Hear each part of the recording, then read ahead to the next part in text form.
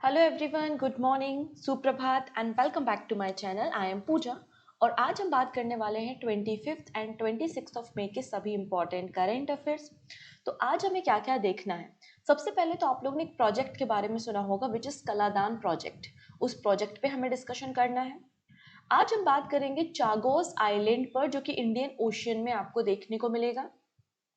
इसके अलावा reserve bank of India ने एक 6 मेंबर की नई कमेटी का फॉर्मेशन किया है। उस नई कमेटी का काम देखेंगे, क्यों फॉर्मेशन किया गया है वो हम सीखेंगे। इसके अलावा बात करनी है, भारत के सबसे बड़े कंजर्वेशन रिजर्व को स्टैब्लिश किया जा रहा है स्पीति वैली में। उस पर हमें बात करनी है, लेकिन सबसे पहले डिस्कशन होगा न्यू डेवलपमेंट बैंक पर। न्यू डेवलपमेंट बैंक क्या है, ये क्या काम करता है, इसका फॉर्मेशन किसने किया है, ये सारी बातें हम डिस्कस करेंगे। आई थिंक आपको समझ में आ चुका होगा कि आज हमारे टॉपिक ऑफ डिस्कशन क्या है। ठीक है, देखिएगा, कुछ बच्चों की कंप्लेंट है कि हमारा सेशन थोड़ा छोटा होता है।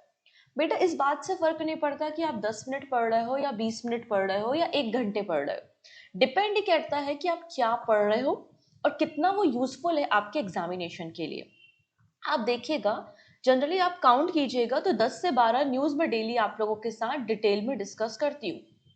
और भी कई चैनल है 10 से 12 न्यूज डिटेल में डिस्कस करते हैं, लेकिन मैं वही कहानी आपको जो इंपॉर्टेंट पॉइंट्स है वो 25-30 मिनट्स में बता देती हूँ और लोग 1-1 घंटे में उसको बताते हैं। कहानी उतनी ही होती है लेकिन ड्यूरेशन ज्यादा हो जाता है। कंटेंट उतना ही होता है लेकिन ड्यूरेशन ज्यादा हो जाता है। तो आपको वो देखना है कि हमारा कंटेंट क्या है, हम कितनी करंट अफेयर्स न्यूज को कवर कर रहे हैं और वो एग्जाम के लिए कितनी इंपॉर्टेंट है। ना कि ड्यूरेशन इंपॉर्टेंट करता है कि आप 1 घंटे पढ़ रहे हो, 2 घंटे पढ़ रहे हो और बकवास पढ़ लिया। उससे अच्छा भाई कम पढ़ो लेकिन यूजफुल पढ़ो जो एग्जाम के लिए इंपॉर्टेंट हो। ये मेरा सजेशन है, चूज वाइसली। ठीक है, चलो स्टार्ट कर लेते हैं आज के सेशन को। पीडीएफ, यस पीडीएफ, टेलीग्राम की लिंक डिस्क्रिप्शन में अवेलेबल है, वहां से आप इजीली करंट अफेयर्स की पीडीएफ को डाउनलोड कर सकते हैं और हमारे सभी वनडे एग्जाम के लिए ये करंट अफेयर्स यूजफुल है। ठीक है, इसके अलावा कल संडे था तो संडे को हम लोगों ने लाइव सेशन लिया था वीकली करंट अफेयर्स का, जिसमें मैंने बहुत अच्छी क्वालिटी के टॉप 60 एमसीक्यू आपके साथ शेयर किए थे। आई होप आपने वो देख लिया होगा, नहीं देखा तो प्लेलिस्ट में जाकर देख लेना। ठीक है, चलो स्टार्ट कर ले। सबसे पहला नाम है Algeria. Algeria become new member of BRICS, new development bank. New development bank जो है इसका फॉर्मेशन ब्रिक्स कंट्रीज ने ही किया था। ब्रिक्स कंट्रीज ने न्यू डेवलपमेंट बैंक का फॉर्मेशन किया था और एक फाइनेंशियल इंस्टीट्यूट आपको देखने को मिलेगा new development bank. And recently Algeria ने न्यू डेवलपमेंट बैंक को ज्वाइन किया है। इसका काम क्या होता है, सस्टेनेबल डेवलपमेंट करना और पार्टनर कंट्रीज को फंडिंग प्रोवाइड करना इंफ्रास्ट्रक्चर डेवलपमेंट के लिए। न्यू डेवलपमेंट बैंक का फॉर्मेशन कब हुआ था, 2015 में हुआ था और ब्रिक्स कंट्रीज ने इसका फॉर्मेशन किया था। ठीक है, एक एग्रीमेंट 2014 में साइन हुआ था जिसका नाम है फोर्टलिजा समिट। इस फोर्टलिजा समिट के अंदर न्यू डेवलपमेंट बैंक के फॉर्मेशन करने के लिए एग्रीमेंट साइन हुआ था। संघाई चाइना में इसका हेडक्वार्टर है और इसके रीजनल ऑफिस आपको साउथ अफ्रीका एंड ब्राजील में देखने को मिलेंगे। फाउंडिंग मेंबर कौन है, Brazil, Russia, India, China and south Africa. मतलब जो ब्रिक्स फाउंडिंग मेंबर है ब्रिक्स के, वही फाउंडिंग मेंबर आपको देखने को मिल जाएंगे किसके, न्यू डेवलपमेंट बैंक के। रिसेंटली कुछ नए मेंबर्स हैं जिन्होंने ज्वाइन किया है, जैसे कि बांग्लादेश, यूएई, इजिप्ट, उरुग्वे और अब अल्जीरिया। अल्जीरिया ने न्यू डेवलपमेंट बैंक को ज्वाइन किया है। हालांकि इसकी मेंबरशिप ओपन है यूनाइटेड नेशन के सभी मेंबर्स के लिए। ठीक है, यूनाइटेड नेशन के सभी मेंबर्स के लिए ये ओपन है कि कोई भी आकर न्यू डेवलपमेंट बैंक को ज्वाइन कर सकता है। इसकी जैसे कि ब्रिक्स की प्रेसिडेंसी रोटेटिंग बेसिस पे होती है, वैसे ही न्यू डेवलपमेंट बैंक की जो प्रेसिडेंसी है वो भी रोटेशन पर होती है। करंटली डिल्मा रूसेफ जो कि ब्राजील के हैं प्रेसिडेंट आपको देखने को मिल जाएंगे। ठीक है जी, अब कैपिटल स्ट्रक्चर देखेंगे तो इसकी जो ऑथोराइज्ड इनिशियल कैपिटल थी वो थी $100 बिलियन और इनिशियल सब्सक्राइब कैपिटल आपको $50 बिलियन की देखने को मिलेगी। तो ये आपके न्यू डेवलपमेंट के बारे में कुछ बेसिक स्टैटिक पॉइंट्स हैं जो आपको याद रखने हैं। नेक्स्ट है LIC, life insurance corporation of India. आप लोग ने सुना होगा, इनफैक्ट आप में से कई सारे बच्चे ऐसे होंगे जिनकी LIC पॉलिसी होगी, राइट।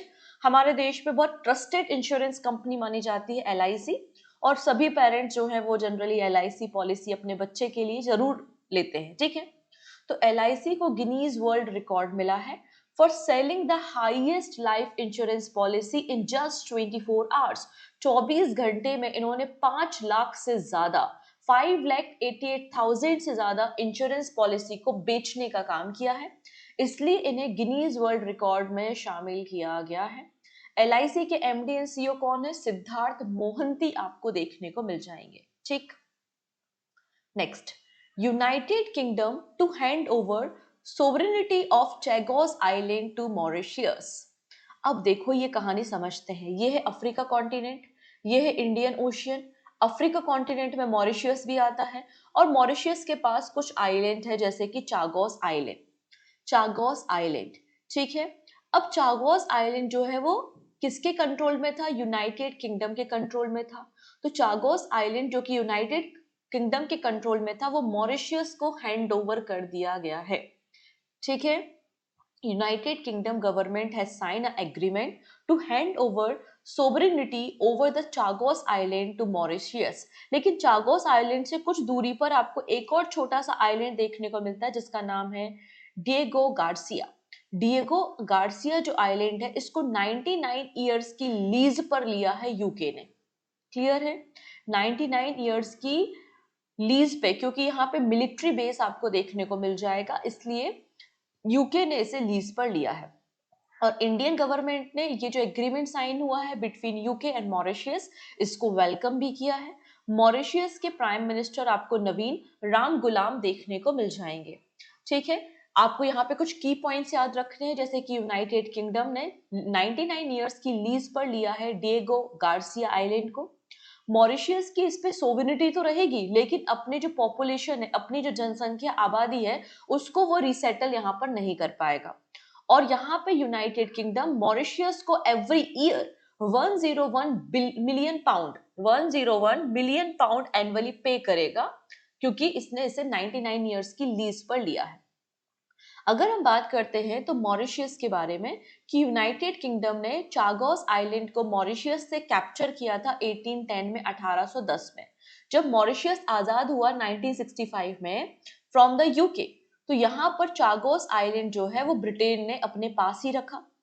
अब ब्रिटेन का ये कहना है कि हर साल हम 3 मिलियन पाउंड पे करते हैं, हम यहाँ पे 3 मिलियन पाउंड यहाँ पे कर रहे थे, हमने पे किया था मॉरिशियस को चागोस आइलैंड बाय करने के लिए। लेकिन मॉरिशियस का कहना है कि फोर्सफुली इन्होंने चागोस आइलैंड को ऑक्यूपाई किया था। ये बैकग्राउंड हिस्ट्री आपको देखने को मिलेगी।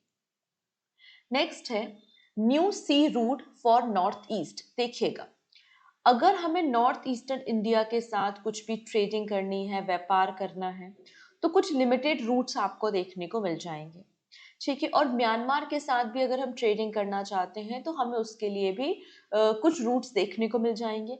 हम चाहते हैं कि जो नॉर्थ ईस्ट के साथ हम ट्रेडिंग करें, नॉर्थ ईस्ट स्टेट्स के साथ हम ट्रेडिंग करें, तो हमें बांग्लादेश का सहारा ना लेना पड़े, बांग्लादेश से हमें ट्रेडिंग ना करना पड़े। हम डायरेक्टली क्या करें, वेस्ट बंगाल से म्यांमार जाएं और म्यांमार से नॉर्थ ईस्ट स्टेट पहुंच जाएं। मतलब एक तरीके से हम बांग्लादेश को बाईपास करना चाहते हैं, इसलिए आपको ये नया सी रूट देखने को मिल जाएगा जो नॉर्थ ईस्ट स्टेट्स के साथ ट्रेडिंग करने में मदद करेगा। India is planning a new highway from Shillong Meghalaya to Silchar Assam as a broader multi modal transport project connecting to Myanmar which will create a new sea route to Kolkata that bypass Bangladesh। तो शिलोंग मतलब मेघालय, आसाम के साथ trading करते करते Myanmar पहुंचे, और Myanmar से कहां पहुंचे, कोलकाता। हमें बांग्लादेश जाने की जरूरत नहीं है। तो इसी प्रोजेक्ट के अंदर यूनियन कैबिनेट ने 22,864 करोड़ रुपए बजट सैंक्शन किए हैं फॉर 168 किलोमीटर हाईवे, और ये हाईवे मेघालय और आसाम को कनेक्ट करेगा। मेघालय और आसाम को कनेक्ट करने के लिए एक हाईवे बनाया जा रहा है, जिसके लिए 22,000 करोड़ रुपए का प्रोजेक्ट सैंक्शन किया है। ये 166 किलोमीटर का हाईवे होगा, जो कि कलादान प्रोजेक्ट का एक पार्ट है, जो कि नॉर्थ ईस्ट स्टेट को म्यांमार और म्यांमार को कोलकाता से कनेक्ट करेगा और यहाँ पे हम बाईपास कर रहे हैं बांग्लादेश को। क्लियर हुआ? प्रोजेक्ट का नाम क्या है? Shillong and Silchar high speed corridor NH6। 166 kilometre का ये नेशनल हाईवे होगा, जिसमें 144 मेघालय में, 22 किलोमीटर आपको आसाम में देखने को मिलेगा। बजट कितना है? 22,864 करोड़ रुपए का बजट है। कंप्लीशन ईयर है 2030। मोड ऑफ इम्प्लीमेंटेशन क्या है? Public private partnership, hybrid annuity mode पे इसको तैयार किया जाएगा। नोडल एजेंसी क्या है? National highway and infrastructure corporation limited आपको देखने को मिल जाएगा। ना बात करते हैं Kaladan multi modal transit transport project के बारे में। ये गवर्नमेंट ऑफ इंडिया का एक स्ट्रेटेजिक इंफ्रास्ट्रक्चर इनिशिएटिव है। इसका पर्पस है ईस्टर्न इंडिया को कनेक्ट करना, sea port of Kolkata, landlocked north eastern state via Myanmar, bypassing Bangladesh. और इसे ज्वाइंटली डेवलप किया जा रहा है इंडिया और म्यांमार के द्वारा। इसमें कई सारे वर्टिकल होंगे, जैसे कि अगर हम बात करें सी लेक के बारे में, इसमें कोलकाता पोर्ट को सितवे पोर्ट म्यांमार के साथ कनेक्ट किया जाएगा बाया बे ऑफ बंगाल। ये जो सितवे पोर्ट है म्यांमार में, इसको तैयार करने का काम इंडियन गवर्नमेंट ने किया है। और ये जो सी रूट है जो कोलकाता से सितवे पोर्ट को कनेक्ट कर रहा है, ये 539 किलोमीटर का रूट आपको देखने को मिल जाएगा। वहीं इनलैंड वाटरवे लेग है जो कि Sittwe to Paletwa via Kaladan river Myanmar को कनेक्ट करेगा। 158 किलोमीटर का रूट है। चलिए नेक्स्ट है नागशंकर इन आसाम।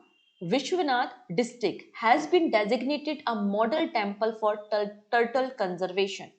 अब यहाँ पर एक मंदिर के बारे में बात हो रही है जो कि लॉर्ड शिवा को, भगवान शंकर को डेडिकेटेड है। नागशंकर आसाम के विश्वनाथ डिस्ट्रिक्ट में इस मंदिर को टर्टल कंजर्वेशन के लिए एक मॉडल टेम्पल के रूप में डेजिग्नेट किया गया है। It is situated on the north bank of river Brahmaputra और ये विश्वनाथ डिस्ट्रिक्ट एडमिनिस्ट्रेशन असम के अंदर आता है।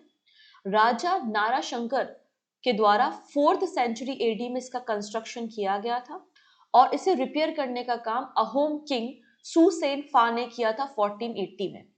ये जो टेम्पल प्रमाइसेस है, यहाँ पे एक बहुत बड़ा पॉन्ड है, ठीक है, जिसमें 200 से लेकर 300 वर्ल्ड के रियरेस्ट टर्टल की स्पीसीज आपको देखने को मिलती है।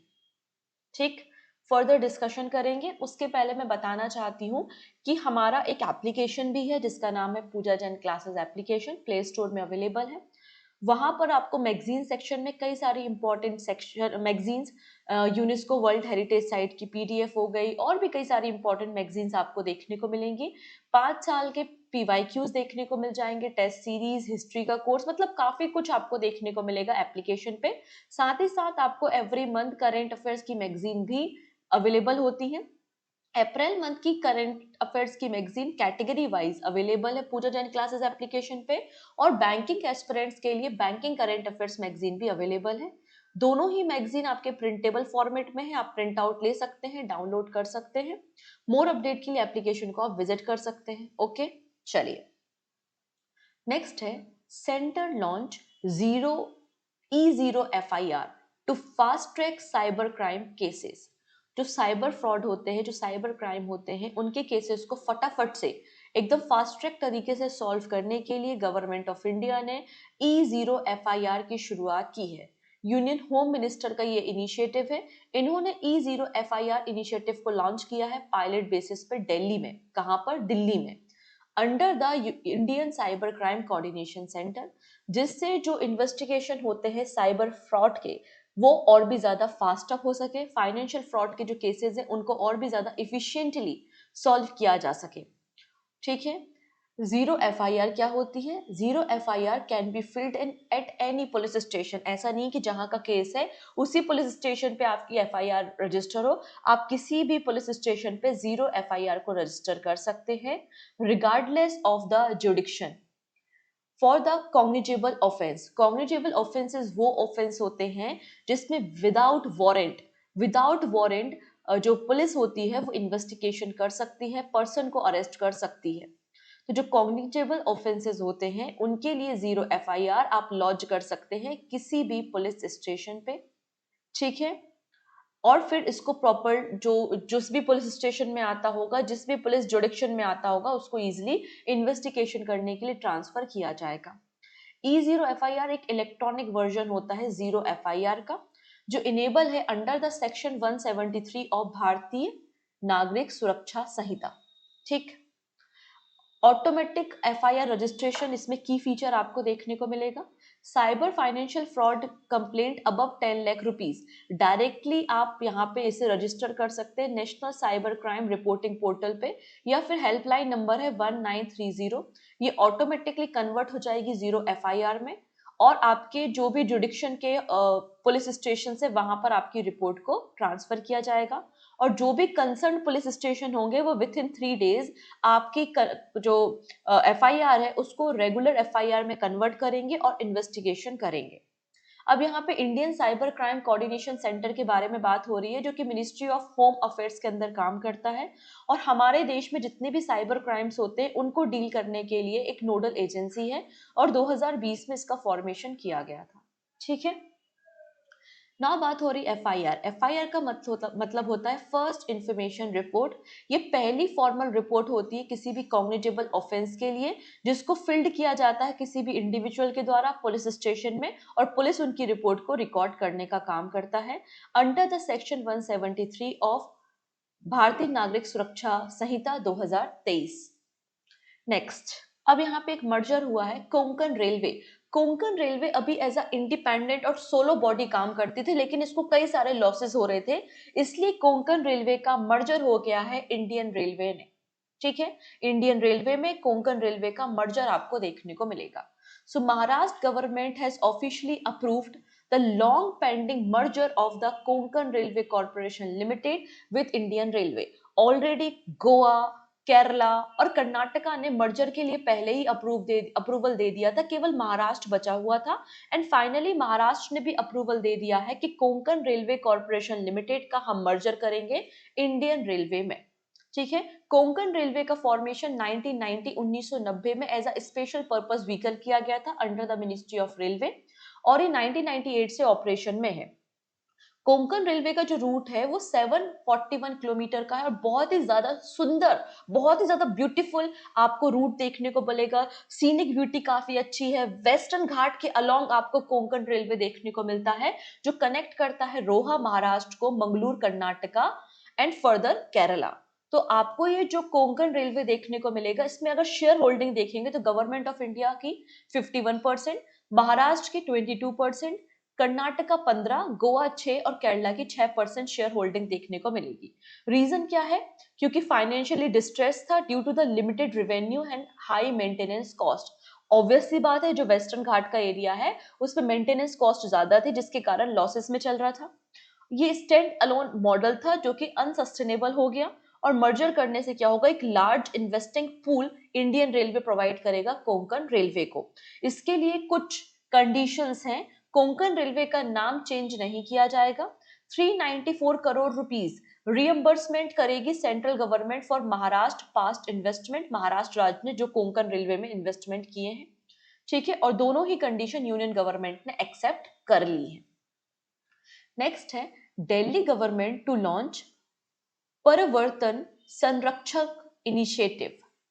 ठीक है, सॉरी, परिवर्तन नहीं, पर्यावरण संरक्षण इनिशिएटिव किसने लॉन्च किया है? दिल्ली गवर्नमेंट ने लॉन्च किया है विथ टेरी, TERI। इसके ऊपर हम डिस्कशन करेंगे। तो दिल्ली गवर्नमेंट 80 यूथ को ट्रेन करेगी एज अ पर्यावरण संरक्षक, as a eco friendly leader.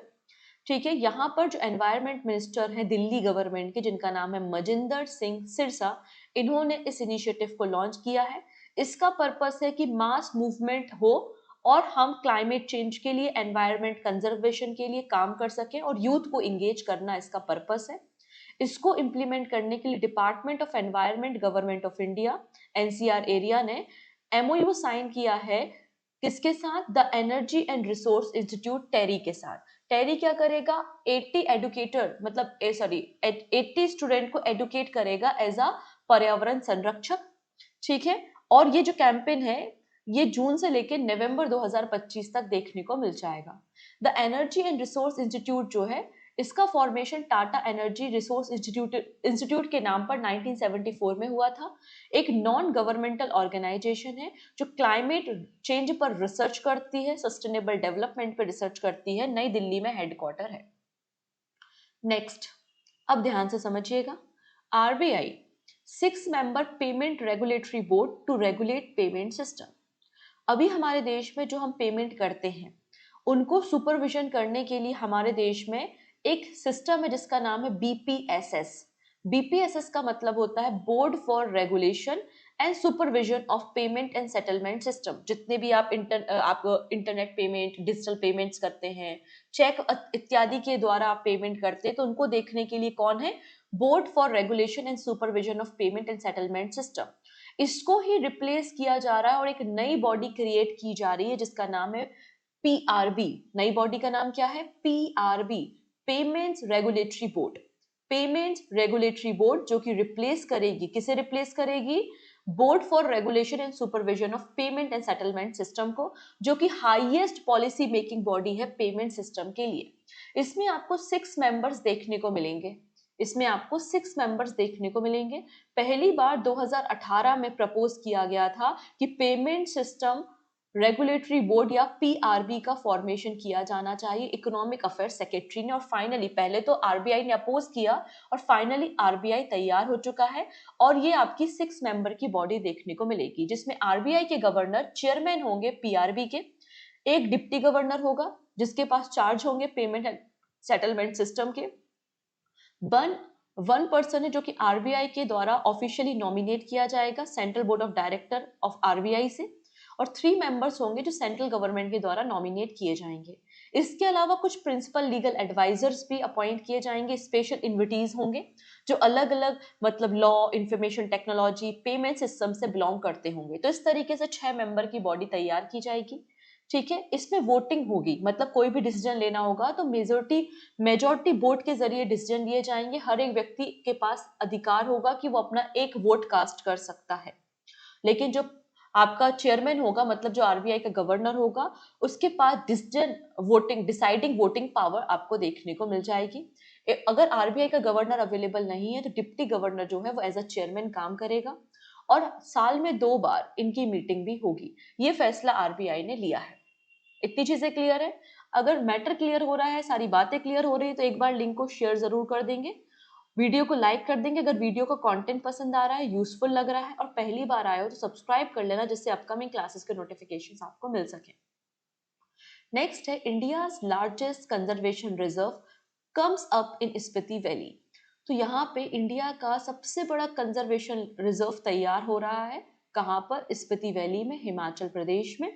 ठीक है, स्टेट गवर्नमेंट ने सरापचू कंजर्वेशन रिजर्व को नोटिफाई किया है और ये हमारे देश का सबसे बड़ा कंजर्वेशन रिजर्व होगा under the section 36A wild life protection act 1972। ठीक है, अगर हम शरापचू कंजर्वेशन रिजर्व के बारे में बात करें तो इसका एरिया 1585 स्क्वायर किलोमीटर का होगा, जो कि भारत का सबसे बड़ा कंजर्वेशन रिजर्व होगा। स्पीति वैली में लोकेटेड होगा और हिमाचल का ये 5वें नंबर का कंजर्वेशन रिजर्व है। इसके पहले आप देख सकते हैं दरला घाट, नैना देवी, पॉटर हिल्स और सिली रिजर्व आपको देखने को मिलेंगे। यहाँ पर आपको स्नो लेपर्ड देखने को मिलते हैं जिन्हें घोस्ट ऑफ द माउंटेन भी कहा जाता है। ठीक है, ये एरिया बेसिकली क्या करेगा? एज अ कॉरिडोर काम करेगा बिटवीन खिवर वाइल्ड लाइफ सेंचुरी और चंद्रताल वाइल्ड लाइफ सेंचुरी इन हिमाचल प्रदेश। ठीक है, डन। नेक्स्ट है इलिनॉइस टेक। इलिनॉइस टेक एक शिकागो बेस्ड इंस्टीट्यूट है और इसका पहला कैंपस ओपन किया जा रहा है भारत में। Illinois tech become the first USA university to set up campus in India. India में कहां पर? मुंबई, महाराष्ट्र में इसे ओपन किया जाएगा। यूजीसी, यूनिवर्सिटी ग्रांट कमीशन ने परमिशन दे दी है और ये डिग्री कोर्सेज को, मतलब अंडर ग्रेजुएट और डिग्री कोर्सेज को ऑफर करेगा। कंप्यूटर साइंस, इंजीनियरिंग और बिजनेस के कोर्सेज यहाँ पे ऑफर किए जाएंगे। मुंबई, महाराष्ट्र में कैंपस ओपन हो रहा है और 2026 से शेड्यूल किया गया है कि एकेडमिक जो पर्पस के लिए इसको लॉन्च किया जा रहा है, एकेडमिक सेशन स्टार्ट हो जाएंगे। क्लियर? तो ये थे आज के हमारे सभी के सभी इंपॉर्टेंट करेंट अफेयर्स। अंत में बात आती है एक क्वेश्चन के बारे में। क्वेश्चन है काकापो काकापो एक पैरेट है, एक तोता है जो फ्लाइटलेस है, उड़ नहीं सकता। ये किस कंट्री में पाया जाता है? चाइना, रशिया, न्यूजीलैंड या फिर ऑस्ट्रेलिया? जो भी सही आंसर है आप मुझे कमेंट में बताना, और सही आंसर भी रिप्लाई में आपको कमेंट सेक्शन में कर दूंगी। क्लियर है? आई थिंक आपको सारा मैटर क्लियर हो चुका होगा। मिलते हैं नेक्स्ट वीडियो में कुछ नए अपडेटेड करेंट अफेयर्स के साथ। तब तक अपना ध्यान रखिएगा। एंड यस, टेलीग्राम की लिंक अवेलेबल है, वहां से PDF डाउनलोड कर लेना। Thank you.